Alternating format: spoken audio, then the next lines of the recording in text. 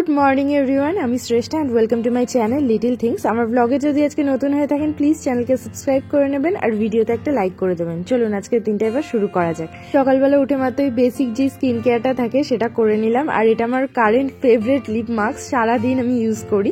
তো আজকে পিঠেও রান্না করা হবে, মানে আজকে সংক্রান্তির আগের দিন, তো পিঠে পুলিও হবে আমাদের বাড়িতে, আর তার সাথে বিরিয়ানি পিকনিক হবে। কালকে রাত্রে তোমরা শর্টসে দেখেছো যে ছোটদারা এসেছিল, বৌদি ছোটদা। তো আমরা খাওয়া দাওয়া করতে করতে ডিসাইড করেছিলাম যে ছোট্ট করে আজকে একটা বিরিয়ানি পিকনিক করা হবে। তো সকাল এখন 10টা মতো বাজে, আমি আর বৌদি দুজনই ব্রেকফাস্ট করে রেডি হয়ে গেছি। আমরা দুজন বেরোচ্ছি, যাচ্ছি ফুল মার্কেটে, ঠাকুরনগর ফুল মার্কেটে। অনেকদিন ধরেই ভাবছিলাম ঘরটা একটু ডেকোরেশন করে রাখবো, কিন্তু আর্টিফিশিয়াল ফুল দিয়ে ইচ্ছা করছিল না। তো ভাবলাম যে ঠাকুরনগর তো আমাদের বাড়ির কাছেই একদম, আর ওটা ফুলের মার্কেট, খুব সস্তায় ফুল পাওয়া যায়। তো সেখান থেকেই আমরা একটু ফুল নিয়ে এসে ঘরটা সাজিয়ে রাখবো। তো বৌদিও আমার সাথে গিয়েছিল সেই কারণে। আর এই ফুলগুলো কি সুন্দর দেখতে পাচ্ছ, মানে মনে হচ্ছিল ওখানেই দাঁড়িয়ে দাঁড়িয়ে ফুলগুলোকে দেখি। তো আমরা দুটো গোলাপের থোকা নিয়ে এসেছিলাম, আর তার সাথে জালবেরা আর জিপসি নিয়ে এসেছি। জিপসি দিয়ে গোলাপের থোকাটাকে সুন্দর করে সাজাবো, না হলে শুধু গোলাপ রাখলে আবার কেমন একটা লাগে দেখতে। তো ভালো করে সাজিয়ে আমি আমার এই ভাসটাতে রেখে দিয়েছি। এই ভাসটা গড়িয়াহাট থেকে নিয়ে এসেছি, গড়িয়াহাটের শর্টসটা এখনো আসেনি, আসবে আস্তে আস্তে। আর দেখো কত সুন্দর লাগছে দেখতে গোলাপগুলোকে, আর পরের দিন তো আরো ভালো লাগছিল যখন ফুটে আর একটু বড় হয়েছিল। তো যাই হোক, ফুলগুলোকে সুন্দর করে সাজিয়ে প্রত্যেকটা ভাসে তারপর আমি রেডি হয়ে গেছি স্নান টান করে। এবার সোনু ম্যাডামেরও মাথা আশ্রয় দিচ্ছি, ওরকে আজকে সোয়েটার পরাবো না, এমনি ছোট দাদাদের বাড়িতে নিয়ে যাব। আর যাওয়ার নাম শুনে কি করছে এবার একটু দেখো। চলো চলো চলো চলো চলো চলো চলো চলো। আচ্ছা তবলা পরে বাজাবো এখন, চলো চলো চলো চলো চলো চলো। আচ্ছা হয়ে গেছে, চলো চলো চলো তাড়াতাড়ি চলো, আমরা চলে যাবো কিন্তু তুমি থেকে যাও তাহলে। চলে গেলাম চলে গেলাম, চল চল চল। ও সবার আগে ঘুরতে যাওয়ার নাম শুনলে এখন কি এক্সাইটেড থাকে, দেখেছো মা? ভাবছো কোথায় না কোথায় যাবো। দাদামণির জুতো পরে যেতে হবে। আচ্ছা আচ্ছা আচ্ছা আচ্ছা আচ্ছা আচ্ছা চলো চলো চলো, হ্যাঁ চলো চলো চলো চলো চলো চলো চলো, তুমি চলে যাও।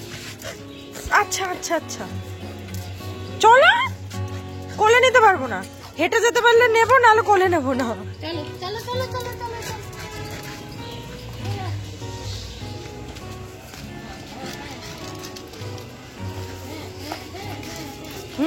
চলো চলো চলো, হেঁটে হেঁটে যাও।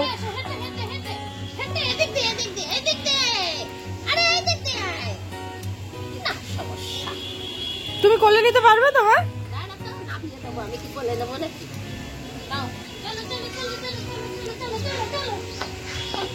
ও মা, ও কিন্তু মার্কেটে গিয়ে ঘুরঘুর করবে। জেঠু বাড়িতে এসে তো দেখি এখানে বিরিয়ানির আয়োজন মোটামুটি অনেকটাই এগিয়ে গিয়েছে। বড় বড় হাঁড়ি রয়েছে ওর কাছে বিরিয়ানি বানানোর জন্য, ছোটদের কাছে। তো একটা বড় হাঁড়িতে এখানে আলু সেদ্ধ করা হচ্ছে, বিরিয়ানির আলু, আর মাংসটাও সুন্দর করে মানে যা যা মাল মশলা দিয়ে মাখাতে হবে সবকিছু দিয়ে মাখিয়ে রেখে দেওয়া হয়েছে। আমার আর মার আসতে একটু দেরি হয়ে গিয়েছিল, মা ঘরের কাজকর্ম সব সেরে পুজো টুজো দিয়ে স্নান টান করে তারপর এসেছি মার সাথে। তো সেই কারণে এখানে মোটামুটি সমস্ত আয়োজনই করা হয়ে গেছে, ওরা দুজন মিলেই করে নিয়েছে। তো আমাদের তেমন কিছুই আর কি করতে হয়নি গিয়ে, খারাপও লাগছিল, বাট কি করবো, একটু দেরি তো হয়ে গিয়েছিল সত্যি সত্যি। তো এই যে আলুগুলো সেদ্ধ করতে দেওয়া হয়েছিল ওগুলো সেদ্ধ হয়ে গেছে, তো একটা পাত্রে এখন তুলে নেওয়া হচ্ছে। আর ও বিরিয়ানি রান্না করতে ভীষণ ভালোবাসে, সেই কারণে ও বড় বড় পাত্র, কড়াই, মানে হাঁড়ি সবকিছু কিনে রেখে দিয়েছে বিরিয়ানি বানানোর জন্য, যা বড় বড় জিনিসগুলো লাগবে। তো যেই জলে আলুগুলো সেদ্ধ করা হয়েছে সেই জলেই এখন ম্যারিনেট করা মাংসটাকে দিয়ে দেওয়া হচ্ছে। এবার মাংসটা সেদ্ধ করা হবে। এক একজন এক একটা প্রসেসে বিরিয়ানি রান্না করে। ও যে বিরিয়ানিটা রান্না করছে সেটা বিয়ে বাড়ি বা অনুষ্ঠান বাড়িতে যেরকম করে করা হয় সেরকম ভাবে করছে। আমি এরকম প্রথম দেখলাম, কিন্তু মাকে আমি অন্যভাবে আবার বিরিয়ানি করতে দেখেছি, মানে এক একজনের এক একটা প্রসেস। কিন্তু দুঃখের বিষয় হলো যেহেতু একটু লেটেই পৌঁছেছি আমরা, তো পুরো প্রসেসটা আমি এই ভিডিওতে তোমাদের সাথে শেয়ার করতে পারছি না। যেইটুকু আমি দেখেছি সেইটুকুই তোমাদের সাথেও আমি শেয়ার করছি। আর আরেকদিকে দেখো বৌদি সোনুকে হ্যান্ডশেক করানো শেখাচ্ছে। পড়াশোনার নাম শুনলেই আমার মেয়েটা আর বাংলা ভাষা বোঝে না, তখন আর কিছুই বোঝে না ও। যাই হোক, এইদিকে মাংস সেদ্ধ হয়ে গেছে, আর আস্তে আস্তে এবার মাংসগুলো একটা পাত্রে তুলে নেওয়া হচ্ছে।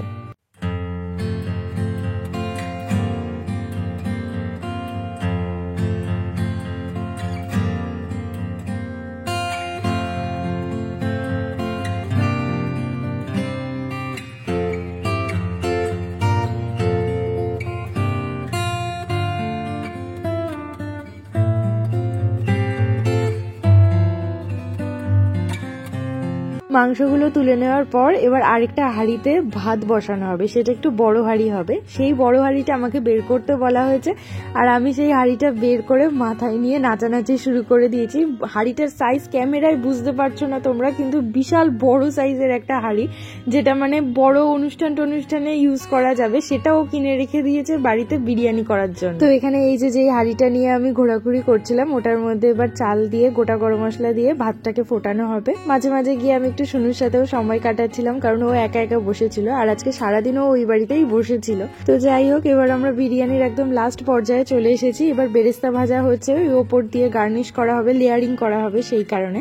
আর আরেকটা কথা, তোমরা অনেকেই আমাকে ভিডিওতে তোমাদের নাম নিতে বলো, তো শর্টসে তো ওইটুকু সময়ের মধ্যে এত কিছু আমার পক্ষে সম্ভব হয়ে ওঠে না। দেখোই আমি কত তাড়াতাড়ি কথা বলে চলে যাই শর্টসগুলোতে। তো সেই কারণে ভাবছি ব্লগে যে কমেন্ট আমার সব থেকে ভালো লাগবে, পরের দিন সেই কমেন্টের শাউট আউট দেবো আমি, মানে সেই কমেন্টের নামও উল্লেখ করবো তার, আর কমেন্টটাও আমি স্ক্রিনে শো করা। আরেকদিকে কথা বলতে বলতে বিরিয়ানি লেয়ারিং এর পর্যায়ে আমরা চলে এসেছি। ফার্স্টে হাঁড়ির মধ্যে আলু আর মাংসগুলোকে দিয়ে দেওয়া হয়েছে, তারপর যেই জলটাতে মাংস আলু সমস্ত কিছু সেদ্ধ করা হয়েছে, মানে যে মশলা জাতীয় জলটা, ওই জলটা ছেঁকে নেওয়া হয়েছে, ছেঁকে জাস্ট লিকুইডটা নেওয়া হয়েছে, তারপর এই লিকুইডটা এই যে মাংস আর আলুর মধ্যে দেওয়া হলো। আর এইদিকে দেখো আমাদের বাড়ির দুই বউই আজকে লাল শাড়ি পরেছে, আমি হঠাৎ করে খেয়াল করেছি জিনিসটা। তো লেয়ারিং এর সেকেন্ড প্রসেসে এখানে দেওয়া হচ্ছে খোয়া ক্ষীর। ফার্স্টে তো মাংস আলু দিয়ে লিকুইডটা দেওয়া হলো, এবার বেশ কিছুটা পরিমাণে খোয়া ক্ষীর দিচ্ছে ও ভালো করে গ্রেট করে, তার উপর দিয়ে একটুখানি পেঁয়াজ কুচি দিয়েছে, পেঁয়াজ ভাজা, যেই ভাজা পেঁয়াজটা বেরেস্তা করে রাখা হয়েছে, আর অল্প একটু রেখে দিয়েছে ওপর দিয়ে গার্নিশ করার জন্য।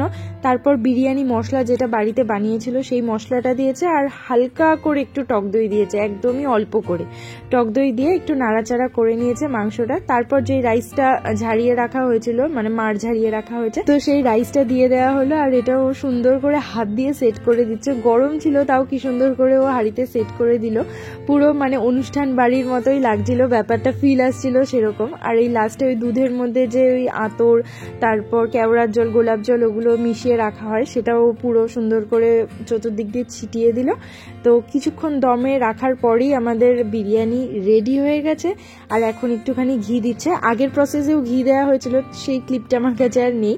একদম লাস্টেও একটু ঘি দিয়ে এবার এটাকে সার্ভ করা হবে। আর দেখতে গন্ধে সত্যি ভীষণ সুন্দর লাগছিল। তো এমনি বিরিয়ানি দেখলেই মনে হয় বিরিয়ানির হাঁড়ির মধ্যে ঢুকে যায়, আমার ফেভারিট ডিশ বিরিয়ানি। আর যখন ইচ্ছা দেবে আমাকে বিরিয়ানি, মাঝরাতে ঘুম থেকে তুললেও আমি তখনও খেয়ে নিতে রাজি আছি। সারাদিন আমি বিরিয়ানি খেতে রাজি থাকি, বিরিয়ানির প্রতি আমার কোনো অভক্তি থাকে না কখনো। আর দেখছো বিরিয়ানির কালারটা কতটা সুন্দর হয়েছে দেখতে, পুরো এক্সাক্ট দোকান বিয়ে বাড়িতে যেরকমটা হয় ঠিক সেরকমটাই লাগছিল দেখতে। আর বিরিয়ানিটার গন্ধে তো আমরা পাগল হয়ে যাচ্ছিলাম, নিচের থেকে মানে মার্কেট থেকেও যারা আসছিল তারাও গন্ধ পাচ্ছিল, আর খেতেও ভীষণ সুন্দর হয়েছিল। দারুণ খাওয়া দাওয়া হয়েছিল আমাদের সেদিন। তো আমরা দুই ফ্যামিলি মিলে তো জমিয়ে সেদিনের লাঞ্চটা করলাম। আর এরকম হুটহাট করা প্ল্যানই দেখবে অল টাইম খুব ভালোভাবে সাকসেসফুল হয়। তো লাঞ্চ করার পর তারপর আমরা আমাদের বাড়িতে চলে এসেছিলাম, বৌদিও এসেছিল, চেঞ্জ করে এবার পিঠের আয়োজন করা হবে। পরের দিন সংক্রান্তি ছিল, তো আগের দিনই মা সমস্ত পিঠে পুলি পায়েস সবকিছু আর কি করে রাখবে ডিসাইড করেছে। তো এখানে নারকেলের পুর করা হচ্ছে, তারপর বৌদি আর মা মিলে পুলি পিঠের ওই পুর ভরে যে সেই পুর ভরছিল। আর আমি না আগের দিন বাণীপুর মেলার থেকে ওই পিঠে বানানোর জন্য, মোমো বানানোর জন্য যেই প্লাস্টিকের এগুলো হয় সেগুলো কিনে নিয়ে এসেছি। তো বৌদি বলছে এগুলো করে কি করে, তুই আমাকে আগে দেখা। ওরা কি সুন্দর করে লুচি বেলার মতো বেলে আমাকে দেখিয়ে দিল যে এরকম ভাবে পুর ভরতে হবে, কিন্তু আমি আর দেখাতে পারছিলাম না। আর সত্যি সত্যি অত বড় পিঠে কখনো হয় না, যে এরকম সাইজের প্লাস্টিকের ওগুলো আর কি ছিল, তো ওটা তো বেকার কেনা হয়ে গেছিল আমার। আর এইদিকে হচ্ছে নারকেলের পুর রয়েছে, আরেকদিকে সন্দেশের পুর রয়েছে। ওই সন্দেশের পুরটা রয়েছে পাটিসাপটা করার জন্য।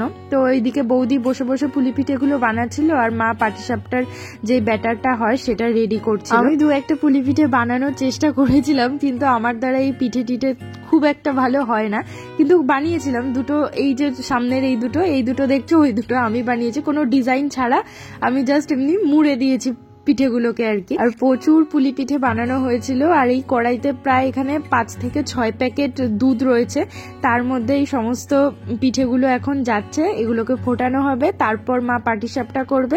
আর বৌদি আজকে অন্যরকম একটা পাটিসাপটা করেছে, তোমরা দেখতে পাবে একটু পরেই, দাঁড়াও।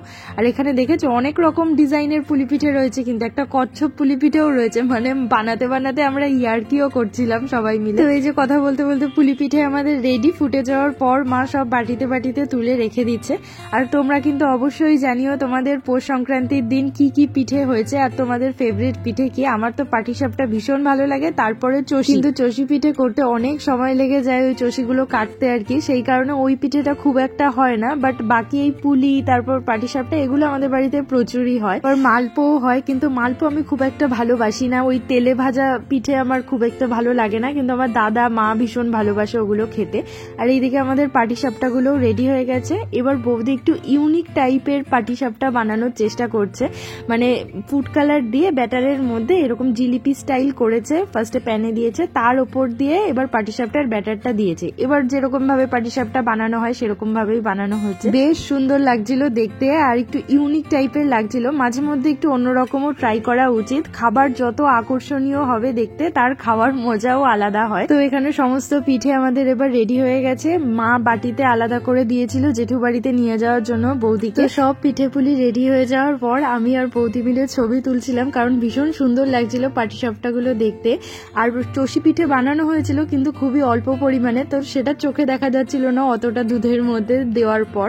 আর আমি নিজেকে এতক্ষণ পর আর কন্ট্রোল করতে পারিনি, আমি একটা পিঠে মানে পাটিসাপটা নিয়ে খাওয়া শুরু করে দিয়েছি। সন্দেশের পুর ভরা পাটিসাপটা হয়েছিল, বাট আমার ক্ষীরের পুর ভরা পাটিসাপটা আরো বেশি ভালো লাগে। তো চলো আমি এবার পিঠে খেতে থাকি। তোমরা ভিডিওটা ভালো লাগলে লাইক, শেয়ার, সাবস্ক্রাইব করতে ভুলবে না। Thanks for watching, tata.